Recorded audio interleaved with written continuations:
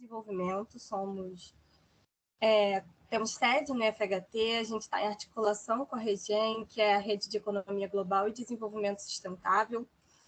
É uma rede de atuação na pesquisa, no ensino, na formação de pesquisadores e docentes, organiza seminários, publicações, e representamos na UERJ a ocupação dessa rede. Antes de passar a palavra para o Roberto, eu queria explicar um pouco, relembrar, né, resgatar que esse grupo de estudos ele acontece há um tempo, a gente está debatendo, lendo, sempre no coletivo, a obra Desenvolvimento e Civilização. Então, o que a gente já viu até aqui foi a primeira parte da obra, um pedaço desse texto que cumpre o papel de dar um arcabouço histórico para uma análise da economia mundial, uma análise de blocos econômicos, até chegar nessa parte da Revolução Científico-Técnica, que é a temática central do encontro de hoje. São questões... A leitura trouxe questões para a gente resgatar e debater sobre as reformas estruturais na América Latina, a formação da civilização, do desenvolvimento específico de uma economia e sociedade que... Só liberar aqui rapidinho. Como eu estava falando, resgatando questões de entender essa América Latina, a formação dessa civilização, desse desenvolvimento específico de uma sociedade colonial, né, que foi colônia de países de capitalismo central, e como isso impactou o crescimento econômico e as relações de hegemonia internacional dessas regiões com o mundo, né, com a economia global. E aí compreender que do lado de cá, no sul global, a gente discute a dependência dessa economia e discute que, apesar de reformas estruturais cíclicas acontecerem na política, na economia, a gente revitaliza a nossa participação na divisão internacional do trabalho, que é sempre restaurar, né, a posição de promovedores de commodities, que é uma prática colonial de exploração de recursos naturais e se tornou a personalidade da América Latina no âmbito de economia global. Então, a gente se debruçou anteriormente nas leituras sobre esses conceitos, sobre o caminho histórico que o Teotônio traz para a gente poder compreender esse desenvolvimento, essa civilização, debatendo o sistema mundo, teoria da dependência, desenvolvimentismo, neoliberalismo, globalização. E eu acho que é suficiente para a gente conseguir participar agora com a apresentação do Roberto. Agora, você.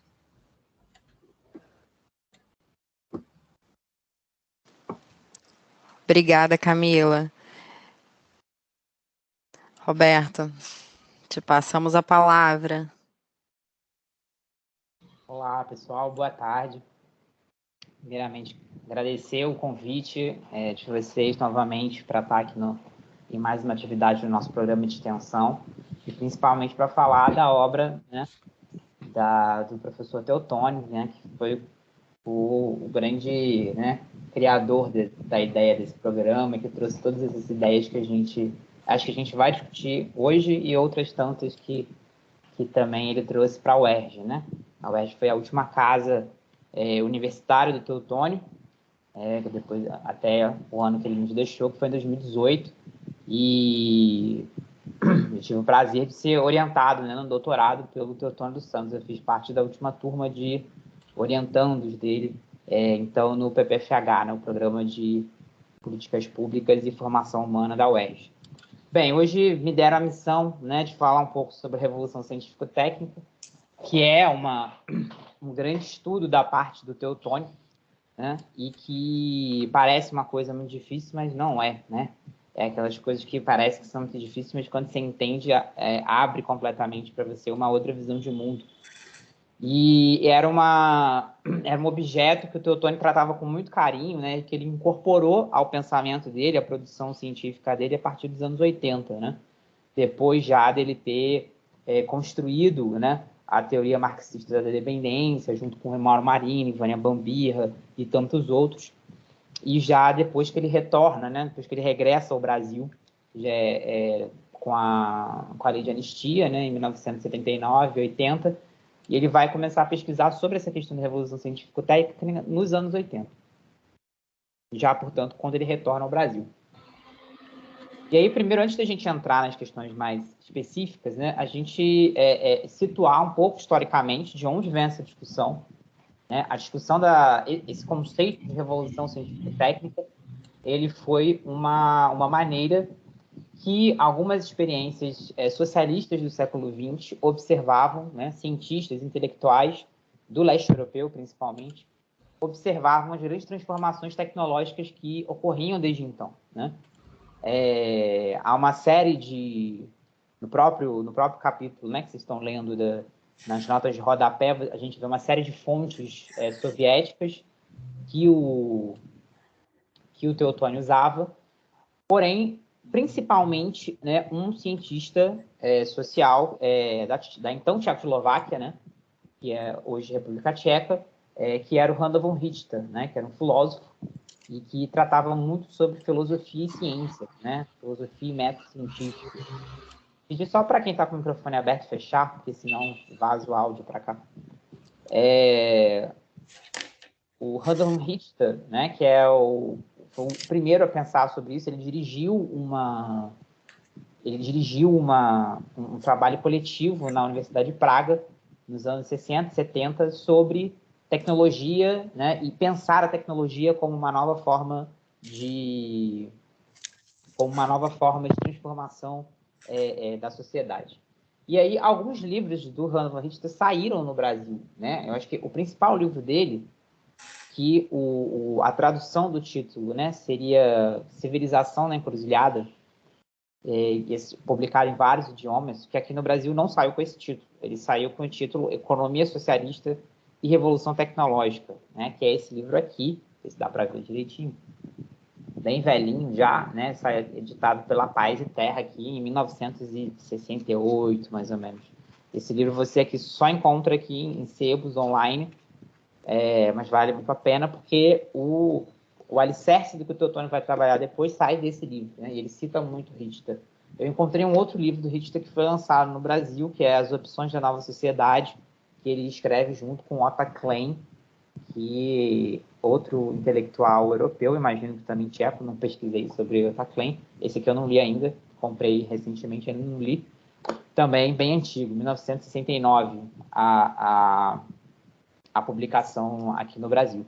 Livros que, infelizmente, nunca foram republicados, né? Eu estava até fazendo uma pesquisa aqui antes de entrar online, e esses livros são editados ainda, né? Em inglês, em espanhol, e aqui no Brasil não são reeditados, infelizmente. 50 anos que esses livros não são reeditados no Brasil. E na década de 80, o Teotônio ele vai, então, começar a pesquisar esse conceito da Revolução Científico-Técnica, e ele vai escrever 2 livros, né? Que também nunca foram reeditados. O primeiro, Revolução Científico-Técnica e Capitalismo Contemporâneo, nunca mais foi reeditado aqui no Brasil, também nos anos 80, aqui, ó, deixa eu ver, 83, a publicação, e o Revolução Científico-Técnica com a Ação Capital, que é esse aqui, ambos editados pela editora Vozes. Esse aqui é um pouquinho maior, esse aqui é de 87, se não me engano, isso, de 87. São os 2 livros que ele trata de maneira mais profunda sobre isso. Então, esse era o contexto histórico onde nasce essa ideia de revolução científico-técnica. Agora a gente pode entrar, então, no que é exatamente a discussão sobre isso. A discussão da revolução científico-técnica, ela tenta tratar sobre as transformações, né, produtivas, né, e as mudanças sociais decorridas, né, da revolução tecnológica que a gente observa na humanidade desde de meados do século XX, né? Tanto o Richter quanto o Teotônio vão situar a partir da Segunda Guerra Mundial.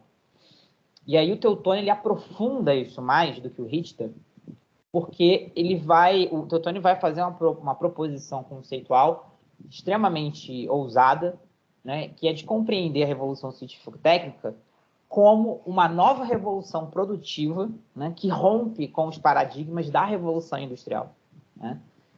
Então, essa discussão sobre a Revolução Científico-Técnica, ela é, na verdade, uma outra visão, um outro olhar sobre o avanço tecnológico que a gente tem do século XX em diante, tá? Diferente do que é apresentado pelo pensamento liberal, né? Pelo pensamento, geralmente, da direita acadêmica, que vê a tecnologia como algo em si, né? Como algo que é progressivo, né? A tecnologia sempre avança e até, digamos, muitas vezes um determinismo, né? Como se a tecnologia fosse salvar a humanidade.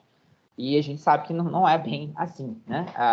As tecnologias, elas não são boas ou ruins, né? As tecnologias, elas são construções humanas que vão ser, que são realizadas ao longo da história para lidar com os problemas da sociedade. Agora, como elas serão usadas que é a questão. Elas serão usadas qual a orientação de determinada sociedade. Se nós estamos numa sociedade capitalista, a tecnologia vai ser utilizada para a obtenção do lucro, né, e para aprimorar a exploração do trabalho. Né? Se elas forem utilizadas sob orientação socialista, elas serão utilizadas para o bem da humanidade, o bem-estar das pessoas.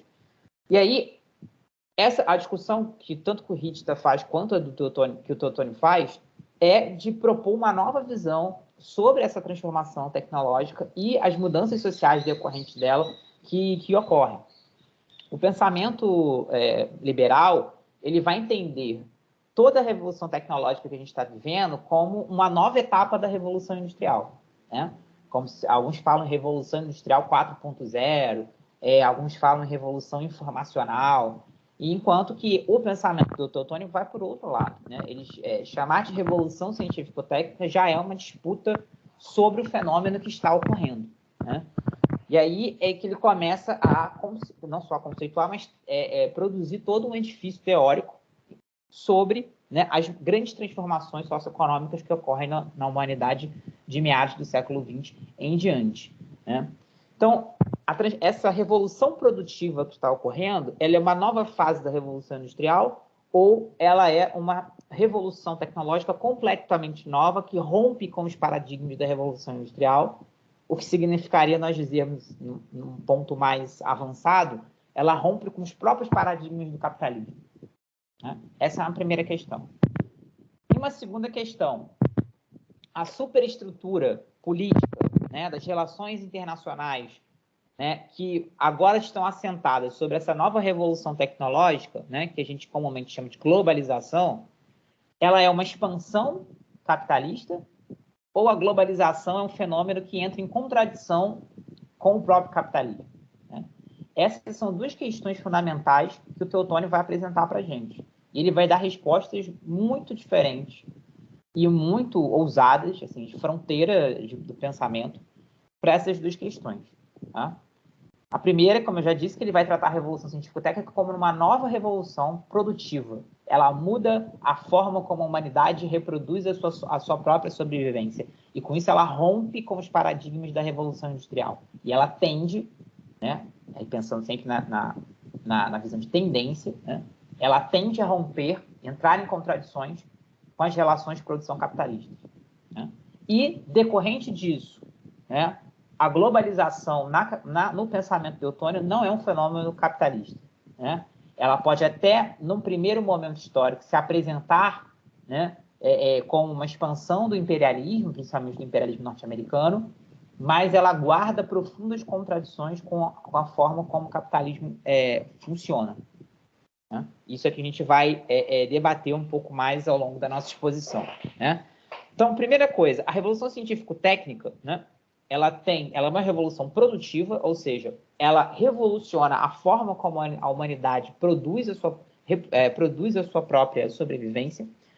E o Teotônio vai colocar como elemento-chave para isso o quê? A revolução científico-técnica, ela coloca a ciência como uma força produtiva em si. Né? A ciência, ela sempre esteve presente nas tecnologias desenvolvidas pela humanidade. Né? No capitalismo, a ciência ela tem um papel importante, né? Mas ela está subordinada, né, à técnica capitalista, à forma capitalista de produção. O que o Teotônio argumenta é de que na revolução científico-técnica isso se inverte. A ciência ela deixa de ser um elemento auxiliar, ela deixa de ser um elemento que compõe a produção capitalista e ela mesma se torna a principal força produtiva. Ou seja, a produção, o avanço da produção nos ritmos da revolução científico-técnica depende cada vez mais do trabalho científico. Né? Principalmente por causa da automação, que é um ponto que a gente vai entrar agora, daqui a pouco, que é o principal ponto. Né? A ciência ela se torna, portanto, o principal elemento da produção material da humanidade. E ela subordina a técnica à ciência. Né? Então, há uma inversão na revolução científico-técnica. 4 elementos são importantes para a gente entender como é que ela se manifesta, essa revolução produtiva. O primeiro deles, que eu já falei, que é o principal, que é a automação. Ou seja, a humanidade ela entra, a partir do final do século XX, numa possibilidade de uma produção automática. Né? Portanto, sem a participação, quer dizer, tende, né? Sem a participação de trabalho humano. O capitalismo, enquanto a produção capitalista, ela sempre desenvolveu a tecnologia no sentido de poupar trabalho no sentido de depender cada vez menos de trabalho de trabalhadores, né? Não poupar trabalho no sentido de beneficiar o trabalhador, né? Mas o avanço da tecnologia do capitalismo, ele sempre vai retirando os seres humanos da produção. Né? A interação máquina-ser humano, que é, né, a forma de produção industrial, ela tende cada vez mais a retirar os trabalhadores. Então, quanto mais as máquinas avançam, cada vez menos trabalhadores são necessários para operarem as máquinas. Tá?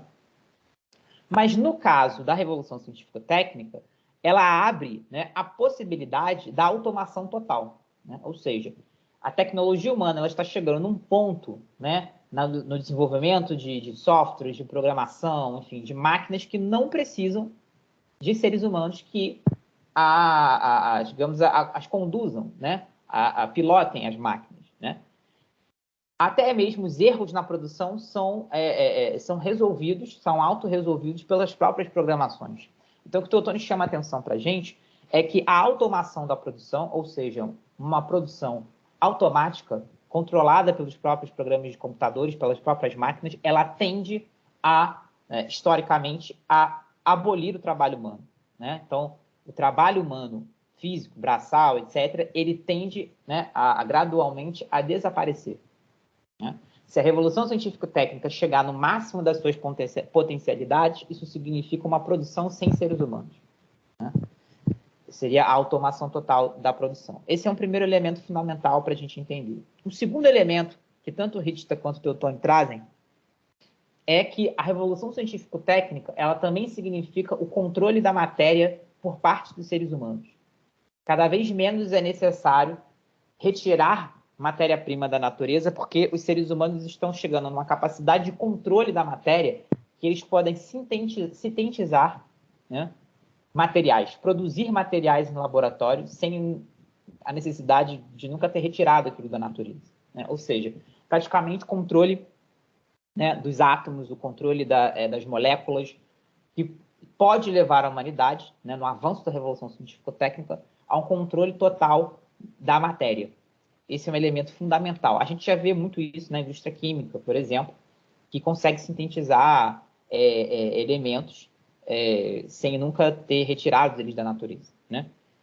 Um terceiro elemento fundamental, e aqui a gente entra numa questão que é muito importante, é a questão do trabalho. Né? Se você tem uma produção que tende a ser automática, que não, ou seja, não necessita mais do trabalho humano, não necessita mais da participação humana, né? Isso significa que você tem uma produção baseada na ciência. Né? Mas a ciência ela vai ser produzida pelos seres humanos, sempre. Né? Então, o que o Teotônio chama a atenção é que cada vez mais a produção vai depender do trabalho subjetivo do ser humano, ou seja, do trabalho intelectual do ser humano, e não mais do trabalho físico do ser humano. Sendo bem direto, significa que a ideia do trabalhador operário ela estaria com os dias contados com a Revolução Científico-Técnica.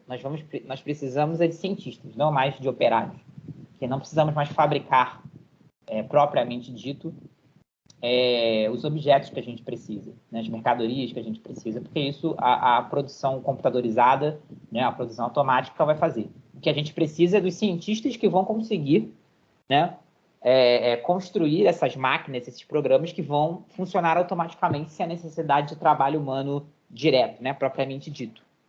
E isso causa uma contradição muito forte com o capitalismo, porque o capitalismo ele precisa desvalorizar a força de trabalho. Né? Como a gente comentou, o capitalismo ele avança a tecnologia, mas ele não avança a tecnologia para o bem-estar do trabalhador. Ele avança a tecnologia para explorar mais o trabalhador. né? A qualificação do trabalho nas relações de produção capitalistas significa você qualificar mais aquele trabalho para explorá-lo mais, né? Apesar da categoria professor não ser propriamente produtiva, mas a categoria professor no Brasil é uma categoria extremamente explorada, porque ela tem uma alta qualificação e uma baixíssima remuneração, né? Então, só um adendo. No caso da Revolução Científico-Técnica, então, é o contrário. Você precisa qualificar a força de trabalho, porque eu preciso de cientistas, eu preciso que as pessoas pensem, eu preciso que as pessoas se tornem especialistas em todos os ramos da ciência, né? E isso entra em contradição com as relações de produção capitalistas, que precisam desqualificar a força de trabalho, né? E, por último, né, um quarto elemento que a gente colocaria aí, o primeiro, automação, o segundo, controle da matéria, e o terceiro, né, a valorização do trabalho subjetivo.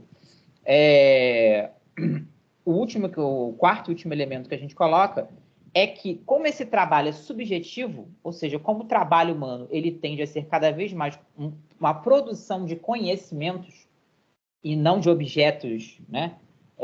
Objetos em si, objetos materiais, porque quem vai fazer isso é a produção automática. Isso significa que o ser humano ele vai produzir cada vez mais conhecimento. E o conhecimento ele é facilmente difundido, né? Existe uma questão no capitalismo que é muito importante, que é a apropriação privada das inovações. Ou seja, as grandes empresas, os grandes monopólios, eles desenvolvem novas formas de produção, tecnologias mais avançadas, que implementadas, né,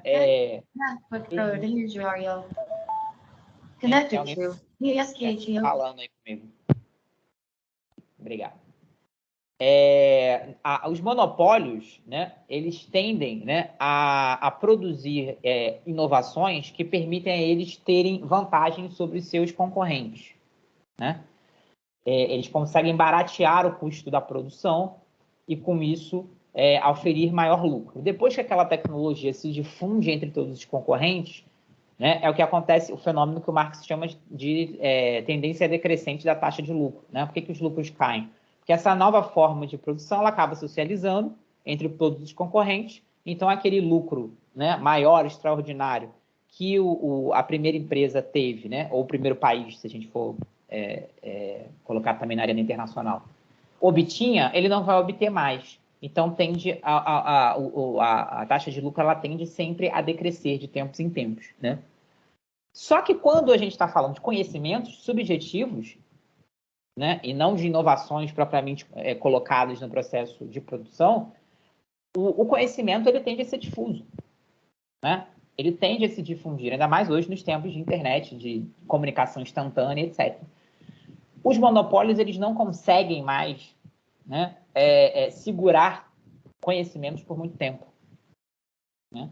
E isso também entra em contradição com a forma capitalista de produção.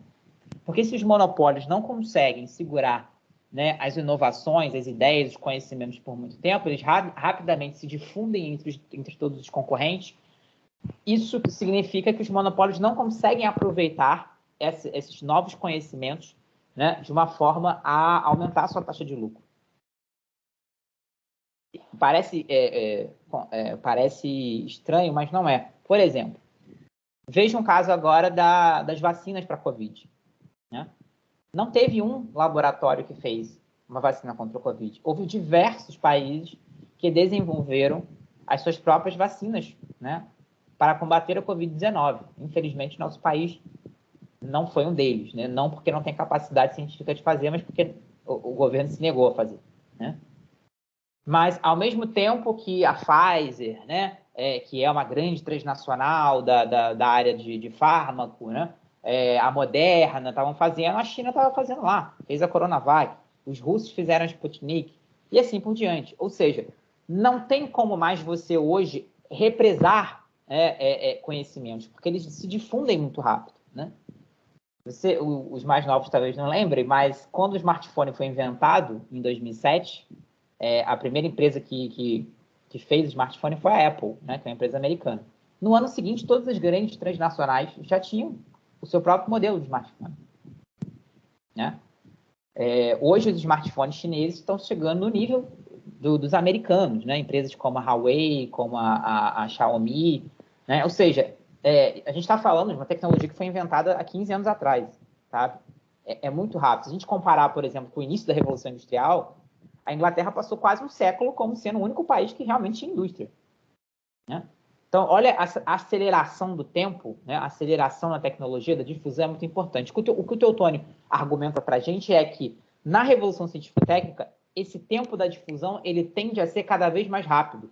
Portanto, não há possibilidade dos monopólios segurarem grandes inovações por muito tempo, monopolizarem por muito tempo.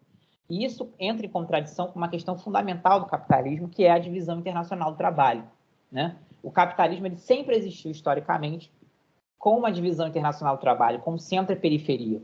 Mas se os conhecimentos se difundirem cada vez mais rápidos, está aberta aí uma janela para que os países da periferia questionem essa divisão internacional do trabalho. Hoje a China faz isso de uma maneira estrondosa. A China, há 40 anos, era um país rural e hoje a China está disputando a fronteira do conhecimento com os Estados Unidos, né? Robótica, cibernética, a gente está implementando 5G, a China já tá fazendo teste de 6G, né? Então, inclusive, a guerra, não sei se alguém já viu na internet, mas está tendo a guerra dos chips, né? Que os chips mais avançados do mundo são produzidos em Taiwan, muito nessas escaramuças, né, de Taiwan, etc., é por causa disso, porque os Estados Unidos não querem que Taiwan venda os chips mais modernos para a China, porque a China é concorrente. Então, a China saiu da periferia do mundo há 40 anos atrás, era um país totalmente agrário, e hoje está disputando a fronteira do conhecimento com os Estados Unidos. Ou seja, é possível romper a DIT. E romper a DIT significa romper, né, as próprias relações capitalistas no âmbito internacional. Tá? Então, esses 4 elementos são importantes no pensamento do Teotônio. Automação da produção, controle da matéria, né, a valorização da força do trabalho e do trabalho subjetivo e a difusão, né, mais rápida do que a apropriação privada dos conhecimentos, das inovações, das tecnologias, né? Aonde que o Richter e o Teotônio situam o início da Revolução Científico-Técnica, historicamente? Eles situam na Segunda Guerra Mundial. Eles colocam 3 processos históricos que ocorriam naquele momento e que levaram ao surgimento da Revolução Científico-Técnica naquele momento. O primeiro deles, o próprio esforço de guerra, né? A Segunda Guerra Mundial foi a maior guerra da história da humanidade, que exigiu uma movimentação de recursos absurdos, nunca jamais vista, e que não foi vista de novo posteriormente, ainda bem, né? O esforço de guerra ele necessitou de um desenvolvimento científico em larga escala e muito rápido, né? Segundo, o pensamento keynesiano, né, que se tornou dominante naquele momento nos países centrais, né? O pensamento keynesiano, né, e a ideia de que era necessário regular algumas coisas no capitalismo, né, ele criou o fenômeno do consumo de massas, né? Antes do keynesianismo, mesmo nos países centrais, não existia um consumo de massas, né? Existia muita pobreza nos países centrais também. Claro que nos países periféricos, muito pior, mas nos países centrais também. Essa ideia da Europa, dos Estados Unidos, como um lugar de consumo, que tem uma classe média grande, que consome, isso é uma criação do século XX, né? Isso é uma criação do pós-Segunda Guerra Mundial, principalmente pela implementação das ideias keynesianas na economia e a criação do chamado Estado de Bem-Estar Social. Então, o keynesianismo e o consumo de massas também são elementos que levam à Revolução Científico-Técnica. E o terceiro processo histórico ocorrendo naquele momento era, então, a concorrência socialista, né? Aparece um novo ator naquele momento, né? O socialismo, que era só uma ideia revolucionária, e que passa, a partir daquele momento, a ser uma ideia que disputa efetivamente a arena internacional. E que também saiu vencedora da Segunda Guerra Mundial, com a União Soviética sendo a principal força que derrota a Alemanha nazista. Agora, né? O que né, esses 3 processos históricos, né, o esforço de guerra, o advento das ideias keynesianas e a concorrência do bloco socialista, eles levam? É justamente nesse processo que o Teotônio indica que a ciência deixa de ser um elemento auxiliar da produção e se torna ela própria uma força produtiva. Não somos capazes, a partir desse momento, de pensar produção sem o avanço científico, né? Então, eles situam aí. Agora, percebam, uma revolução produtiva, ela é um processo de longuíssima duração, para usar um termo do Brodel, né? Ela é um processo de longuíssima duração na história. Então, quando a gente está falando de uma revolução produtiva, no século XX, a gente está falando apenas do início da sua história. O Teotônio vai mostrar para a gente, tanto nesses 2 livros sobre Revolução Científico-Técnica, quanto no Desenvolvimento de Civilização, que nós estamos vivendo apenas o início, né, deste processo histórico da Revolução Científico-Técnica. E, portanto, ele não aparece ainda na sua total manifestação, né? O grande público ele só foi se dar conta de que existia uma revolução tecnológica ocorrendo a partir do momento que os avanços dessa revolução científico-técnica começam a chegar ao cotidiano das pessoas. Isso ocorre a partir dos anos 80, 90, né? A partir desse momento, né, a gente também tem uma outra questão histórica que corta, que foi o fim do bloco socialista, da União Soviética, e meio que se perdeu essa discussão sobre revolução científico-técnica. Nós temos uma hegemonia a partir dali de um pensamento neoliberal que vai entender tecnologia de uma maneira progressiva, né, que é a forma positivista que o liberalismo pensa o mundo, e que não é dessa forma. O Teotônio foi um dos únicos que continuou defendendo essa ideia de revolução científico-técnica, e as transformações que a gente está observando agora no século XXI dão razão ao Teotônio, né? E aí ele vai situar, existem contradições imensas da revolução científico-técnica com a forma capitalista de produção e com as relações sociais de produção capitalistas, que os capitalistas não estão se dando conta, né? O que o Teotônio ele nos desafia a pensar, né, é que o que está ocorrendo no capitalismo internacional, desde mais ou menos da década de 70, quando o neoliberalismo se torna o pensamento hegemônico, na verdade, é uma reação do capitalismo às transformações produtivas que estão ocorrendo, né? O capitalismo ele não tem controle sobre as transformações tecnológicas que estão ocorrendo, que o Teotônio vai nomear de revolução científico-técnica, e que, portanto, ele tenta se apropriar daquilo que existe na revolução científico-técnica que possa ser utilizado para o capitalismo, ou seja, para aumentar a exploração do trabalho e aumentar a taxa de lucro, e tenta conter aqueles elementos nessa revolução produtiva que entram em contradição, tá, com a própria reprodução do capital, né? Eu não sei se vocês tiveram acesso à minha tese, né? Depois, se não tiver, eu posso mandar por e-mail. Eu fiz 2 quadros comparativos das contradições que talvez facilitem. Eu até ia expor aqui, mas como eu tive que entrar pelo celular, não consigo projetar. Não consegui acessar aqui pelo computador, senão eu projetaria para vocês. Mas, de qualquer forma, eu posso enviar depois por e-mail, se vocês quiserem. Algumas contradições... Ela está no grupo, Roberto. Ah, tá. Disponibilizamos no grupo. Então eu convido vocês, então, depois para ver a minha tese. É o quadro 1 e o quadro 2. Só depois ver no sumário que tem a indicação da página. O quadro 1 e o quadro 2. Vou falar um pouco do quadro 1 primeiro, que são as contradições da revolução científico-técnica com o capitalismo, né?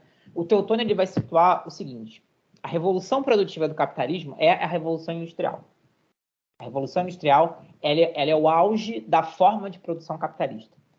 Então, no pensamento do Teotônio, a revolução científico-técnica ela já é, né, a revolução produtiva que será a base, né, de produção da sociedade socialista. É isso que ele está dizendo para a gente, né? Só que, obviamente, como bom marxista que nós temos que ser, a gente sabe que os modos de produção não acabam automaticamente. Eles acabam a partir do momento que as contradições geradas nessa própria sociedade, né, levam à sua superação a partir, né, da luta de classes e tudo mais. Então, o que o Teotônio está mostrando para nós é que a revolução produtiva que será a base do socialismo, ela já está acontecendo. Ela está nascendo das contradições da própria sociedade capitalista. Mas, obviamente, que ela só vai chegar nas suas máximas potencialidades se, né, os movimentos da história levarem à superação das formas de produção capitalista. Tá? E aí, de uma forma muito curiosa, o que o Teotônio diz para a gente é que o capitalismo está atrasando o desenvolvimento tecnológico da humanidade. Porque as relações de produção capitalistas, elas atrasam, né, o desenvolvimento pleno da revolução científico-técnica. Então, vou apresentar aqui algumas contradições para vocês da Revolução Científico-Técnica com o capitalismo. Primeiro, a questão da centralidade da produção de excedentes, né? A produção de... Oi, chega. É que a gente compartilhe o quadro, você manda para a gente compartilha a tela. Eu já tenho aberto aqui. Posso compartilhar? Tem o quadro? Compartilha então, Camila, por favor. Ótimo. Ele está no... Eu tô conferindo. É o quadro 1 da tese. Deixa eu ver, acho que está aberto aqui.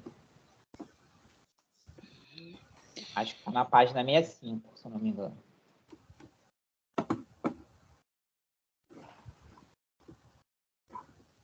Pode continuar, que eu vou procurando e compartilho, para não atrapalhar a sua fala.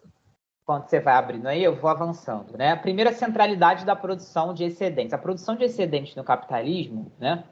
Ela depende do valor, né? Depende do tempo de trabalho socialmente necessário, né? Que é o tempo de trabalho necessário para a produção de uma mercadoria, né? Quanto mais complexa a mercadoria for, ela tende a ter um valor maior, né? O trabalho passa mais valor para aquela mercadoria, né? E na produção capitalista, esse tempo de trabalho socialmente necessário, ele desqualifica a força de trabalho, né? Porque o ser humano ele vai tendendo ao longo da história do capitalismo a fazer, na produção propriamente dita, ele tende a fazer trabalhos cada vez mais mecânicos, né? Cada vez mais repetitivos, um fenômeno da alienação, né? O trabalhador ele já não tem mais controle sobre aquilo que ele está produzindo, ele não consegue sequer, às vezes, pensar o objeto como um todo, porque ele trabalha na produção de uma única parte do objeto, né? O carro, por exemplo, né, o automóvel, que é digamos assim, a mercadoria por excelência do capitalismo, é isso, né? Ninguém produz um carro, né? Um produz um parafuso, outro produz a roda, outro produz um motor, pneu, etc. E no final você monta tudo aquilo e sai um carro. Mas um trabalhador sozinho não produz um carro sozinho, né? Essa produção no capitalismo é uma produção eletromecânica, né? Ou seja, que ela junta o trabalho físico do ser humano com a máquina. E ela subordina o trabalho do ser humano à máquina. O trabalhador, ele trabalha no ritmo da máquina. Não é o ser humano que dá o ritmo da máquina, é a máquina que dá o ritmo do trabalho humano, né? Que também é o processo de alienação que leva o desgaste da força de trabalho, enfim, o adoecimento, etc. Tá? Já conseguiu compartilhar? Vocês conseguem ver? Estou compartilhando agora. Apareceu aqui para mim agora. É esse. Compartilhei, dá para ver? Isso, é esse quadro mesmo. Eu estou aqui, centralidade da produção de excedentes, no segundo quadro, valor depende do tempo de trabalho socialmente necessário, etc. É isso que eu estou falando agora. Então, vejam só. Né? No capitalismo, na Revolução Industrial, o valor depende do tempo de trabalho socialmente necessário e da desqualificação da força de trabalho. Tá? Uma produção eletromecânica, trabalho físico mais máquinas. É exatamente isso que eu estava falando agora, nesse quadro. Passando ao quadro do lado, o que é a produção de excedentes na Revolução Científico-Técnica? Primeiro que a produção na Revolução Científico-Técnica ela vai ser baseada na ciência. Então, o valor depende menos do tempo de trabalho e mais da qualificação da força de trabalho. Porque nós estamos falando de uma produção automática e que, portanto, precisa de trabalho científico. Vou pedir para o pessoal fechar o microfone. A gente está falando de uma produção automática que depende do trabalho subjetivo. Ou seja, eu preciso do trabalho científico, intelectual dos seres humanos para criarem máquinas que vão produzir por si só, sem a necessidade do trabalho humano, né, na linha de produção. Tá? Então, esse trabalho na Revolução Científico-Técnica, né, essa produção na Revolução Científico-Técnica, a produção de mercadorias, de objetos, ela não depende mais do tempo de trabalho socialmente necessário. Ela não depende do tempo de trabalho, né, digamos, do relógio da fábrica. Ela depende do trabalho subjetivo do ser humano. Porque quem realmente vai produzir depois não serão seres humanos, serão a produção automática. Tá? Ou seja, nós estamos falando, neste ponto aqui específico, nós estamos falando de uma produção que não se encaixa nas relações de produção capitalista. O Teotônio já está pensando numa produção completamente distinta de um outro tipo de sociedade. Né? A linha de baixo né, que seria o fenômeno do progresso técnico. Foi exatamente aquilo que eu falei sobre o papel do monopólio, né, na apropriação privada das inovações, dos conhecimentos. No capitalismo, a difusão tende a ser menor que a apropriação privada das inovações, né? Os grandes monopólios, as grandes empresas desenvolvem novas formas de produção, inserem novas tecnologias no processo produtivo e, com isso, eles obtêm vantagens. Quando aquela novidade acaba sendo socializada entre diversos concorrentes, se perde essa vantagem e aí se tende à queda na taxa de lucro. No caso da Revolução Científico-Técnica, isso se inverte, entra em contradição, portanto, com as relações capitalistas, por quê? Porque a difusão é maior do que a apropriação privada das inovações. Não é possível, na forma de produção da Revolução Científico-Técnica, se manter a apropriação privada de inovações e de conhecimentos por muito tempo, ou seja, utilizá-las como fonte de lucro, porque o conhecimento, como ele é subjetivo, ele tende a se difundir mais rápido, né? E, por último, a última linha ali, a superestrutura político-jurídica dessas formas de produção.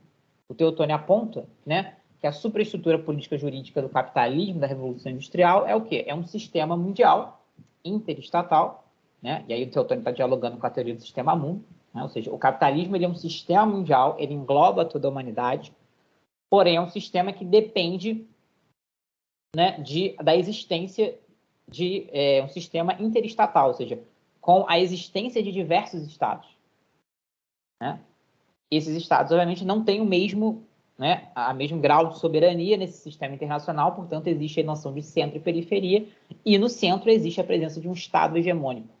Sempre na história do capitalismo existiu uma divisão internacional do trabalho, existiu centro e periferia, e existiu sempre uma economia, um determinado estado, que exerce esse papel de estado hegemônico, né? Primeiro foi a Holanda, depois foi a Inglaterra, hoje, desde a Segunda Guerra Mundial, são os Estados Unidos, né? Na Revolução Científico-Técnica, como a difusão do conhecimento ela se dá, né, de maneira quase que automática, essa divisão internacional do trabalho ela tende, né, a ser questionada. E aí, como disse, quem questiona isso hoje de maneira mais evidente é o caso chinês, né? E aí eu coloco, aí nesse ponto aí já é a minha produção, não é mais do Teotônio, mas baseado nas ideias do Teotônio, obviamente. No primeiro momento, as relações internacionais, sob a égide da Revolução Científico-Técnica, elas vão se dar a partir da multipolaridade, né? Ou seja, não existe mais uma economia hegemônica, existem diversos polos do mundo com uma capacidade científica, tecnológica, similares, né? E que efetivamente vão duelar pelo controle do mundo, que é um pouco do que a gente já vê hoje.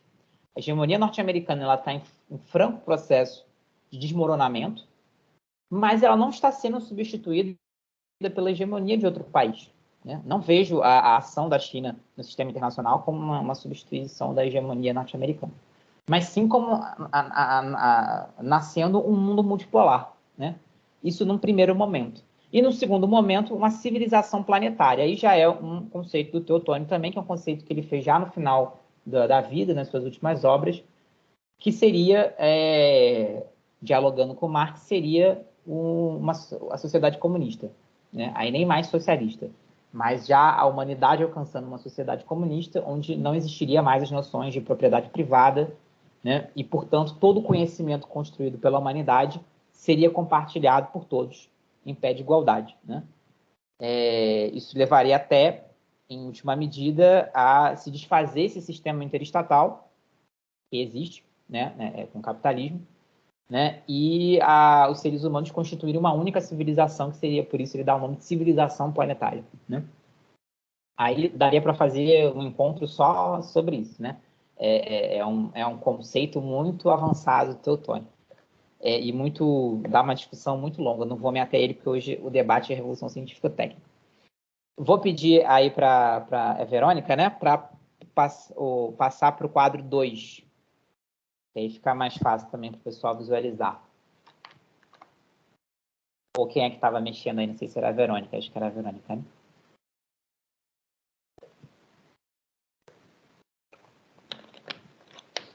Dá um Ctrl F, bota 4.2 que vai mais rápido.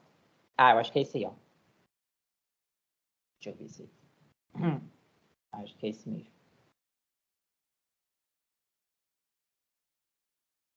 O quadro 2, que é o efeitos da Revolução Científica Técnica e contra tendências do capitalismo. É esse mesmo. Né? A gente vai utilizar esse quadro aqui para a gente finalizar a nossa exposição. Né? Por quê? Aí a gente pergunta, tá, mas se a Revolução Científico-Técnica, então, ela não é propriamente capitalista, e se ela entra em contradição com a própria forma de produção capitalista, por que então que o capitalismo não desmorona sozinho, né? Já que as contradições são tamanhas? Ora, porque toda tendência tem as suas contratendências, né? A realidade contraditória, como nos ensina o pensamento, né, dialético. Então, o Teotônio ele também vai apresentar para a gente quais são as contratendências que o capital coloca em marcha para tentar se apropriar do que é possível da revolução científico-técnica e tentar conter aquilo que entra em contradição com as relações de produção capitalística que a gente viu no caso anterior. Então, nessa tabela, se a gente começar ali, ó, efeitos da revolução científico-técnica, o primeiro deles é a automação, né? A automação leva à diminuição do tempo de trabalho socialmente necessário, né? Ou seja, cada vez a produção é mais rápida, porque cada vez a tecnologia é mais específica. Isso tende a fazer com que as mercadorias sejam produzidas cada vez mais rápido, né? E no pensamento do Teotônio, se nós caminhamos para a automação total da produção, significa também que caminhamos para um tempo de trabalho socialmente necessário igual a zero. Né? Tem coisas hoje que é praticamente zero, né? Se você pensar um lápis, por exemplo, qual é o tempo de trabalho socialmente de produção de um lápis? É quase nenhum. Né? Porque pedaço de madeira entra na máquina, a máquina tritura ele, transforma num lápis, aquilo é quase instantâneo. Né? Então, o valor que é repassado neste processo de produção para a mercadoria final, que seria a mercadoria lápis, é quase zero, é muito pouco. Né? Então, a automação da produção, ela tende à diminuição do tempo de trabalho necessário, né? E, portanto, tende até, numa situação extrema, a um tempo de trabalho socialmente necessário igual a zero, né? Que seria já a produção totalmente automática sem a participação dos seres humanos.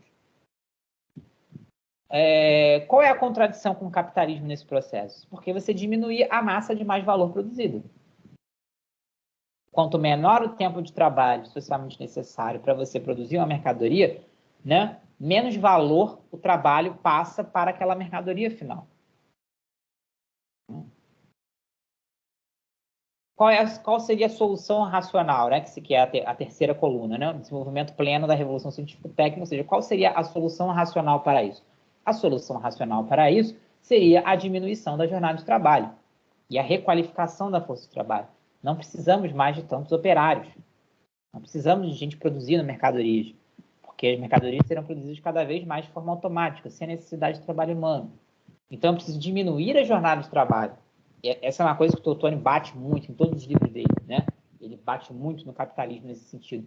Para o nível de produção que nós alcançamos hoje, nós trabalhamos demais. Não é necessário jornadas de 8 horas de trabalho, muito menos mais do que 8, né? Que infelizmente é o que a gente vê hoje na superexploração do trabalho que a gente tem, principalmente nesses trabalhos por aplicativos que a gente está tendo. O Teotônio bate muito nisso. Uma jornada de 8 horas de trabalho hoje é algo completamente superado pelo nível, né, de produção, pelo nível tecnológico da produção que já está disponível para a humanidade neste momento histórico. Então, a solução seria diminuir a jornada de trabalho, diminuir as horas trabalhadas, porque aí você poderia empregar mais pessoas. Essa seria, né, a solução racional dentro do processo de automação da produção na Revolução Científico-Técnica. Mas não é isso que acontece. Por quê? Porque não conseguimos superar ainda as relações de produção capitalistas. Né? E aí, que é a última coluna ali, né? A contratendência do capital, qual é? É o desemprego estrutural, é o subemprego, é a terceirização, é a informalidade. Né? hoje, países, inclusive como o Brasil, países periféricos como o Brasil, nós temos mais trabalhadores na informalidade, né, do que na formalidade. Né? O desemprego estrutural, que é uma marca, né, da economia neoliberal. Né? No neoliberalismo, aquela ideia de pleno emprego, que os países centrais experimentaram boa parte do século XX, quando eram guiados por ideias keynesianas, estado de bem-estar social, ela deixou de existir. O neoliberalismo naturalizou nas nossas sociedades a ideia de que há um contingente da sociedade que sempre vai estar desempregado. Né? E trata isso como se fosse exatamente o que a gente está vendo aqui, como se fosse uma palavra escrita num documento do Word ou um número na planilha de Excel. E não é. Nós estamos falando da vida das pessoas. Desemprego causa sofrimento nas pessoas. Né? Mas essa naturalização da barbárie do desemprego estrutural que o pensamento neoliberal faz. O que a gente sofreu no Brasil, né, com o golpe de 2016 foi exatamente isso. Por que o empresariado, que ganhou muito nos governos do PT, abandonou os governos do PT para apoiar o golpe? Porque queria desemprego. Né? Em 2014, que foi o último ano do primeiro mandato da Dilma, a gente chegou a bater uma taxa de desemprego de 5%. Foi a menor taxa de desemprego da história do Brasil. 5% da taxa de desemprego. E isso é muito ruim para os capitalistas. Porque desemprego em baixa permite ao trabalhador, né, barganhar mais os salários, os direitos. Não à toa também, entre 2012 e 2015, nós tivemos a maior onda de greves da história do Brasil desde os anos 80. Né? Ou seja, porque o emprego, né, ou a possibilidade, caso você fique desempregado, você fica pouco tempo, você já consegue entrar em outro emprego, dá maior capacidade de luta política para a classe trabalhadora, maiores condições.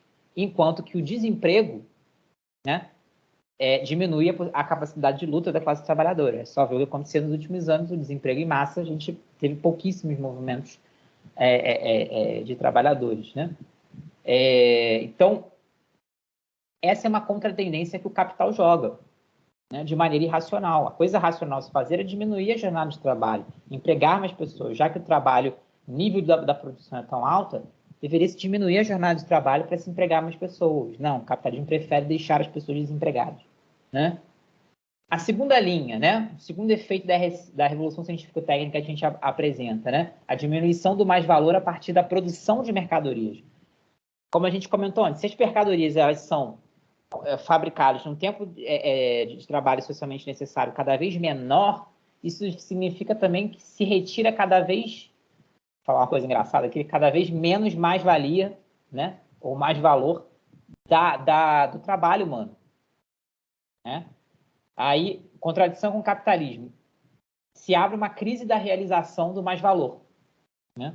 Ou seja, o trabalho humano ele está produzindo, no processo de exploração capitalista, uma massa de mais-valor cada vez menor. A produção propriamente dita, a produção material de mercadorias, ela está produzindo uma massa de mais-valor cada vez menor. E, obviamente, isso impacta os lucros. Né? Solução racional para isso, substituir as relações de produção baseadas na exploração por relações de cooperação. Né? A revolução científico-técnica, no máximo da sua potencialização, é o que o Teotônio coloca. No máximo da sua potência, ela já pertence a um outro tipo de sociedade que não é a capitalista. Porque a forma de produção da revolução científico-técnica, na sua máxima potencialidade, ela não cabe dentro das relações de produção capitalista. Porque ela não vai produzir valor, né, na quantidade que os grandes monopólios transnacionais precisam. Qual é a contratendência que o capital aciona, então, para combater esse fenômeno, né, da diminuição da massa de mais-valor produzida? Ele vai transferir o eixo da acumulação da produção para o capital fictício, que é a especulação financeira. Né? Desde os anos 70, o eixo da acumulação do capitalismo é o capital fictício, que são as ações, são os títulos da dívida, que são exatamente isso que o nome X, eles são fictícios. Só que eles são negociados no cotidiano do capitalismo como se eles fossem reais. Né? Qual é o patrimônio da empresa? O patrimônio da empresa é a fábrica, a produção, tudo que ela tem, mais os seus papéis na bolsa. Né? Aquilo é negociado como se fosse um capital real, como se fosse uma coisa física, né? Como é o dinheiro, como é um imóvel. Né? Só que ele não é, né? A coisa se chama especulação, não é à toa.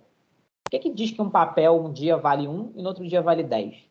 Por que uma ação de uma empresa um dia vale R$100 e no dia seguinte vale 1.000? E na outra semana vale 0? Né? Nada. É pura especulação. Né? O nome já diz, é especulação. Né? Então, esse capital, ele não existe materialmente falando. Ele varia na negociação do mercado de acordo com as coisas que vão acontecendo por pura especulação. Vocês viram que ontem, por exemplo, né, novamente pressionam o Lula para dizer quem vai ser o ministro da Economia, que tem que agradar o mercado, e o Lula respondeu, o mercado está muito nervoso. Ninguém ficou nervoso nos 4 anos de Bolsonaro. Né? Então, assim, e aí o que aconteceu? O dólar aumentou automaticamente, a bolsa caiu, os papéis caíram, mas por quê? O que aconteceu materialmente? Nada. É pura especulação. Então, alguém já está pensando que o Lula vai indicar, sei lá, um marxista-leninista para dirigir a economia do país, então, com isso, eu vou fazer reserva em dólar, porque é pura especulação, não há fato material. Mas é assim que o capitalismo vem sendo dirigido mundialmente desde os anos 70, já se vão 50 anos, meio século. Né? O grande eixo da acumulação, o que dá riqueza hoje, tanto às empresas quanto aos estados, é menos a capacidade produtiva e mais essa acumulação fictícia, de capital fictício, controlado pela população. Por isso os títulos da dívida pública dos estados têm tanto valor. Né? Qual é o papel mais forte do mundo? É o título da dívida pública dos Estados Unidos, do Estado norte-americano. Porque se tem a ideia no mercado que o Estado norte-americano nunca vai quebrar. Então, é o melhor investimento que você pode ter. Tanto é que a China e aquele pessoal do Golfo Pérsico, o Bahrein, o Catar, os Emirados Árabes, compra a título da dívida pública norte-americana, né, no atacado. Isso é fictício. Né? E por isso mesmo as crises de especulação, que volta e meia assolam. A última grande foi a de 2008, né? Da qual, inclusive, na minha opinião, não saímos até hoje. Né? Aquela crise de 2008 foi, na verdade, ela é o início de uma crise de média a longa duração que ela continua se desenvolvendo até hoje. E, por último, aqui a nossa última linha aqui, para a gente encerrar, né, um outro efeito da Revolução Científica Técnica, que a gente já falou, né, a difusão do conhecimento é maior do que a apropriação privada dos conhecimentos, das inovações. Ora, por que isso é uma contradição com o capitalismo? Que diminui a apropriação do mais-valor por empresas e pelos estados nacionais onde que essas empresas respondem, e, portanto, isso pode provocar grandes mudanças na DIT, que é a Divisão Internacional do Trabalho, e nas relações internacionais. Tende-se a difundir conhecimento. E, portanto, isso pode, né, chacoalhar um pilar fundamental da existência do capitalismo, que é a ideia de um sistema internacional interestatal com centro e periferia. Né? Qual é a saída racional disso? No desenvolvimento pleno da Revolução Científico-Técnica, a democratização do acesso ao conhecimento e das relações internacionais. Né? Fenômeno que eu acredito que estamos vendo apenas o início dele, o prólogo. Né? Estamos vendo a ponta do iceberg, que é esse mundo multipolar que nós estamos vivendo hoje. Né? Quais são as contratendências que o capital utiliza para tentar frear essa contradição? O capital ele tenta frear a circulação de conhecimento com patente, copyright, né? Privatizações de entidades públicas, etc. Por exemplo, vamos dar um exemplo bobo do nosso cotidiano. Né? Você gosta lá de uma banda qualquer, um artista qualquer. Né? Vamos falar da Gal Costa, que morreu essa semana. A grande artista do Brasil. Antigamente você ia lá, comprava o disco, né? Depois o CD, etc. Hoje você tem na internet de graça. Né? A gente não paga. Eu fui da geração no ano de 2000 que aprendeu a não pagar por entretenimento cultural. Não tinha sequer streaming, essas coisas. Você baixava na internet de graça. Música, filme, série, etc. A gente não paga por isso. Ou seja, já existe uma tecnologia, ela já existe, ela é uma realidade, Existe uma tecnologia de compartilhamento de conhecimento gratuito. Você joga um arquivo na internet, as pessoas podem baixar, o custo disso é zero. O copyright, né, ele é uma tentativa de impedir a circulação de conhecimento. Né? Não é que vai acontecer, não é que é no futuro, gente. Isso já está acontecendo. O copyright, né, ele é uma forma de impedir que o conhecimento circule. Por quê? Porque já existe uma forma de circulação de conhecimento gratuita. Eu posso gravar uma música aqui agora e mandar num arquivo para um cara lá na Indonésia, no outro lado do mundo. De graça. Custo zero. Né? A mesma coisa, né? Por exemplo, as vacinas para a Covid. Ou qualquer outro remédio. Já existe a tecnologia de você pegar um determinado medicamento, né? E você, entre aspas, desmontar esse medicamento, entender como ele funciona e produzir ele. Por que não se faz isso? Porque existe uma norma jurídica, que é a patente, que diz que você, para aquele que desenvolveu primeiro, você tem que pagar alguma coisa. Isso é um entrave. Isso é um entrave. Alguém pode fazer uma vacina lá nos Estados Unidos e eu aqui pesquisar a vacina dele e reproduzir essa vacina aqui. Essa tecnologia já existe. Por que ela não é utilizada? Pela a força da patente. Isso é uma contratendência do capitalismo, do capital, para impedir o desenvolvimento, né, uma forma de impedir o desenvolvimento de alguns aspectos da revolução científico-técnica que são contrários às relações de produção capitalista. Claro, porque sem a patente isso se reproduziria e aí não se ofere lucro. Não se tem um processo de acumulação do capital. Então percebam que as tecnologias para isso já existem. Algumas delas, inclusive, estão à mão de qualquer um. Um computador, um celular, você baixa coisas. Elas estão sendo impedidas pelas relações de produção capitalista. E o Teotônio chama a nossa atenção, né? Ou seja, o que ele está chamando a atenção, como eu comentei antes, é que o capitalismo está impedindo o desenvolvimento científico da humanidade. Uma democratização do acesso ao conhecimento, uma democratização das relações internacionais vai desatar uma onda de conhecimento na história da humanidade jamais vista. Porque são as relações sociais de produção capitalista que estão contendo, né, uma capacidade produtiva que já existe. Não estamos falando do futuro. Ela existe, ela já está acontecendo nesse momento. Né?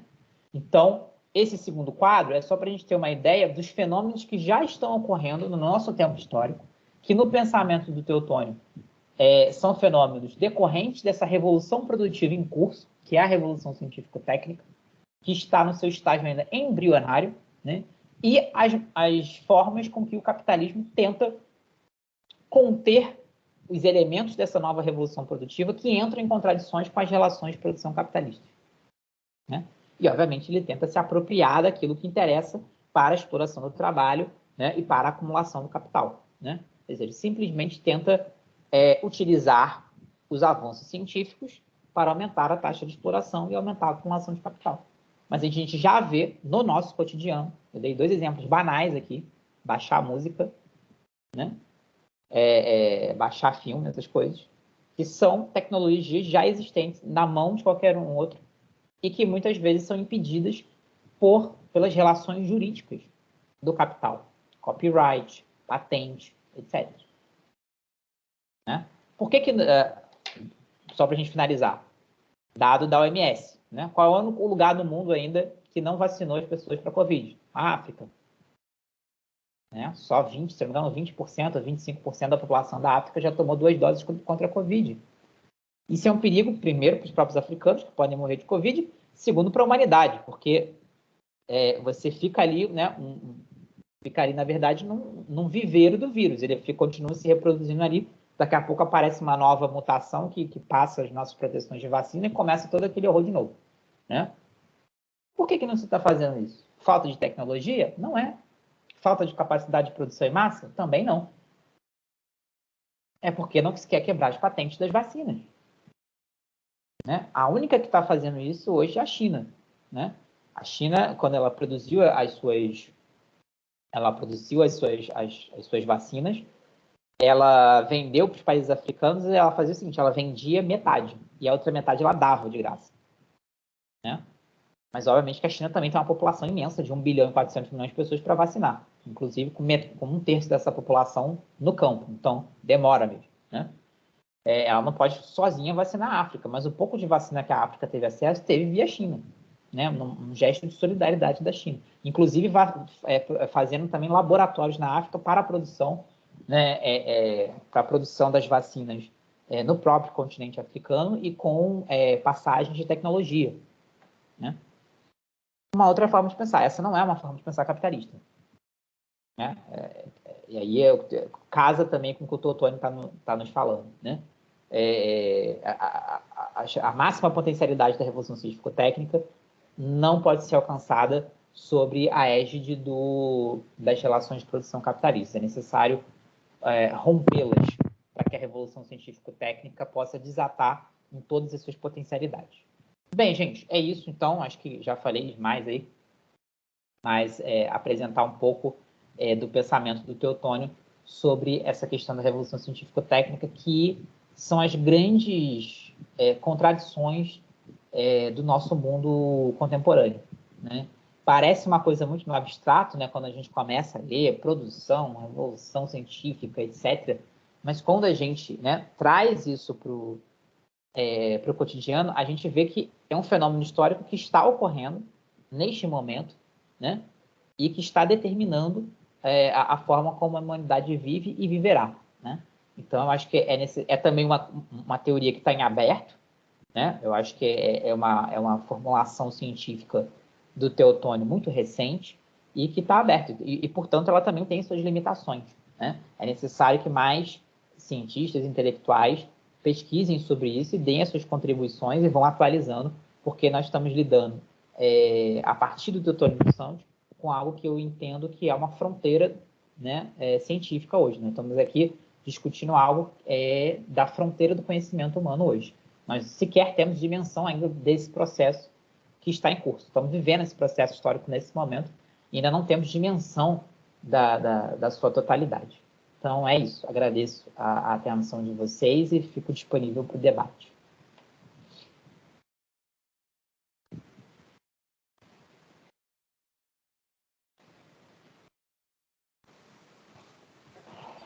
Eu vou finalizar a gravação, então, para a gente poder abrir o debate mais à vontade e poder construir perguntas sobre. Só um momento.